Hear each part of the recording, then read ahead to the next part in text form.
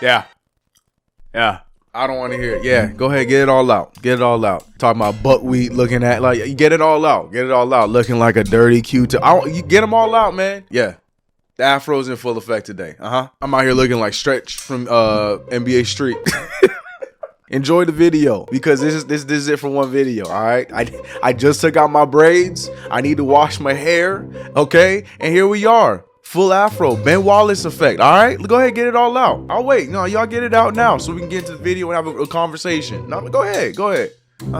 Yeah, you done? You better be because I don't have much time for y'all. It's crazy to me how in one game we can go from one wholesome moment like this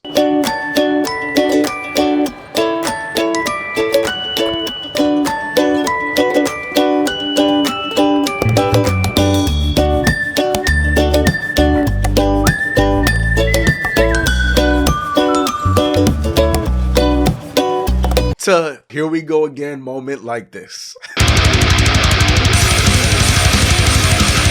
Bruh.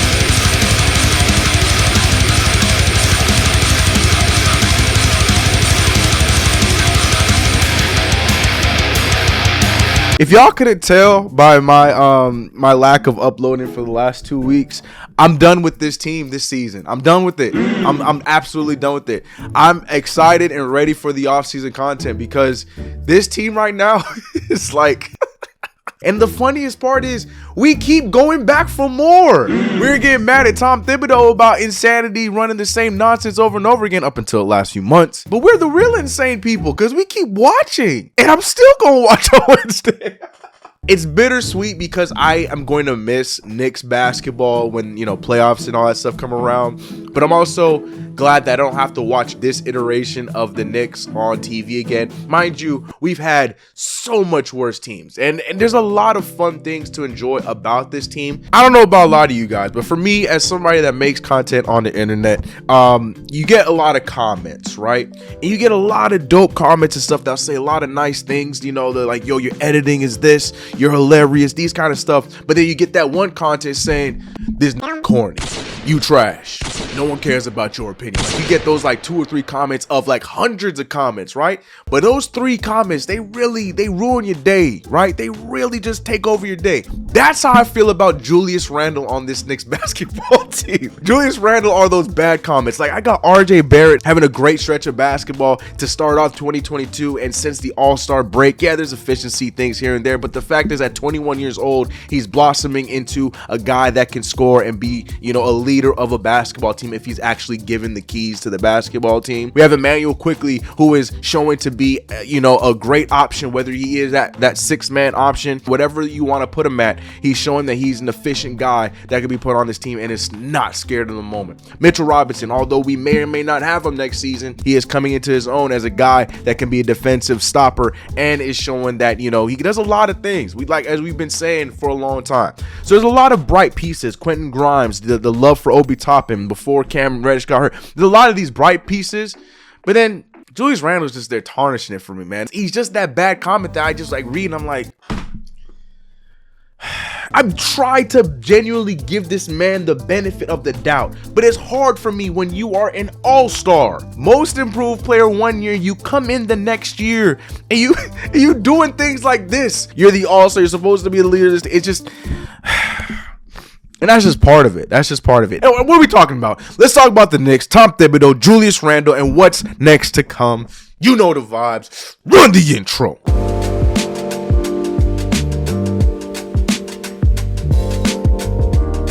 What's going on, CK Crew? It's your boy CK2K, and welcome back to another video. If you haven't already, make sure you subscribe to the channel, hit the notification bell, do not forget to like this video. Guys, go subscribe to the other channel, CK. If you haven't done it already, we live stream over there Mondays, Wednesdays, and Fridays. We do everything. We're gonna be starting GTA RPs. We've been playing all kinds of crazy games. We go from Minecraft to Grand Theft Auto. Like, that's what we do, whatever we want to do over there. It's good content over there if you want a little bit of a break. And we still talk about the Knicks on those live streams. So if you want to still talk about the Knicks live, I'm over there. So go check out channel CK. Link is in the description below. But guys, let's just get through this. All right. Now, some things happened last week that I want to address here just briefly as before we go into what happened yesterday and just my thoughts about the Knicks in general. Is we had the news come out about Tom Thibodeau and how he's he's most likely going to be coming back for another season. We've heard everybody's comments about it. Some people are pissed off about it, think it's egregious, and others are happy about it for the continuity's sake.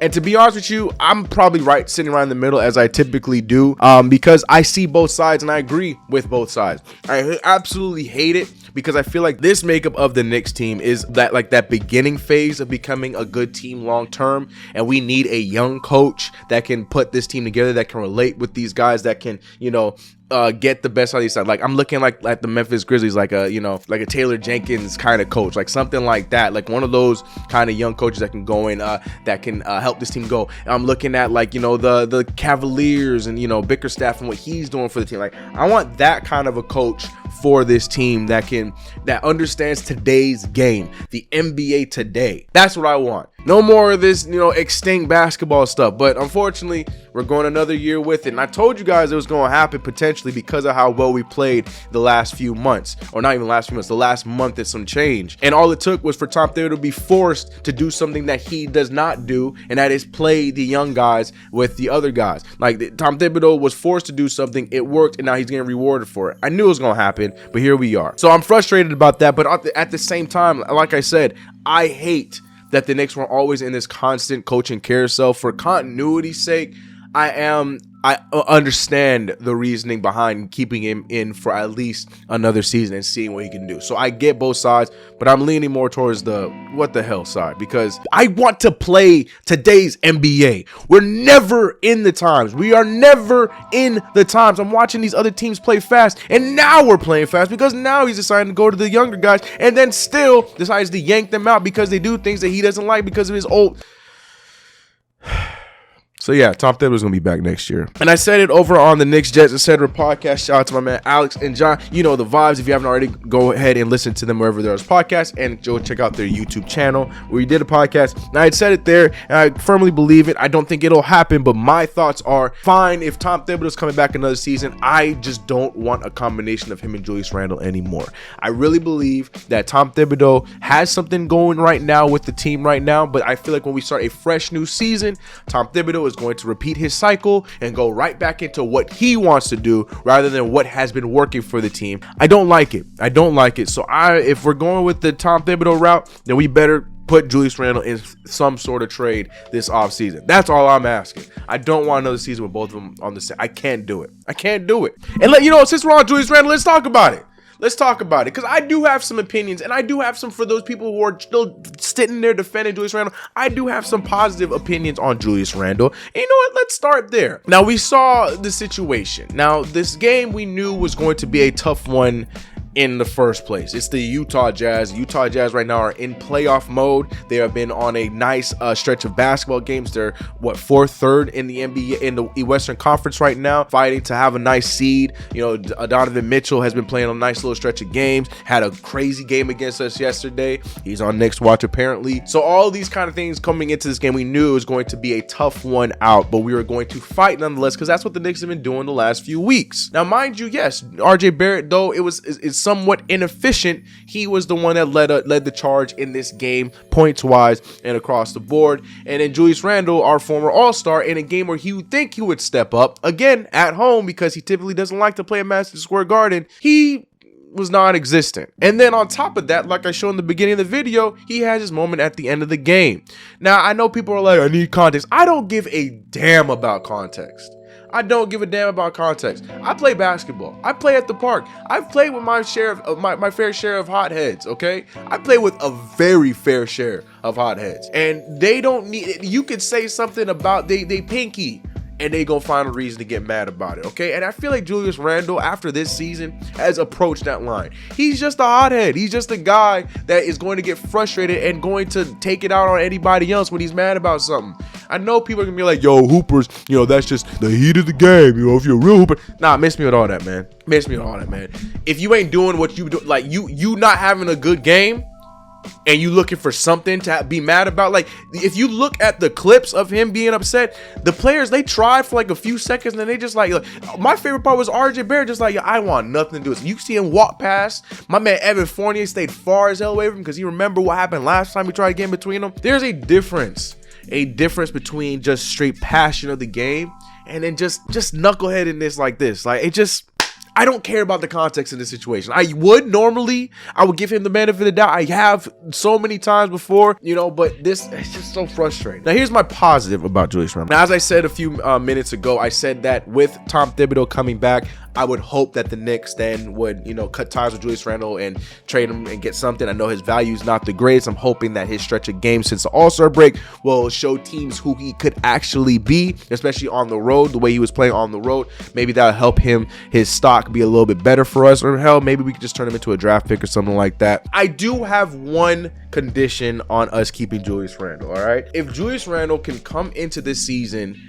knowing, regardless of what his pay is, I don't care how much he got paid, I don't care what he thinks he is, comes into this next season playing as a B option, as the second option. If he comes into this season doing that from the jump, knowing that that's your role, letting the team run through RJ Barrett, a lot like what he did in New Orleans as that back guy compared next to an Anthony Davis. I'm not saying that RJ Barrett's Anthony Davis, I'm just saying RJ Barrett is a better person to play through than Julius Randle. If Julius Randle can come out next season being the B role, being the B side, being the second option, and he can still get the stat lines he's getting if he did that, if he played properly, and if we end up getting a point guard, I think he can still have this very similar stat lines and so, but with less usage rate and with him being the second option. If Tom Thibodeau can surprise me and do something like that, if Julius Randle can surprise me and do something like that, then I will leave it alone. I just feel like Julius Randle is just not built to be a leader of the New York Knicks. I said that in my trade with Julius Randle video, and I will say it from now till Timbuktu. I don't care if you want to defend him. I don't care. I've seen enough.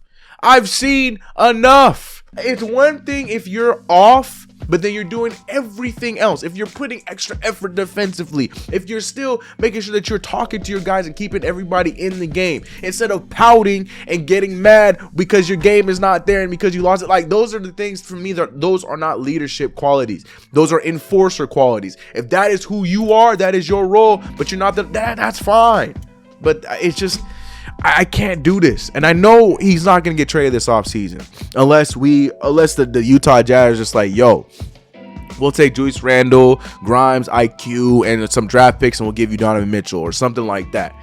Then I'll be like, do what you got to do. I love Quentin Grimes.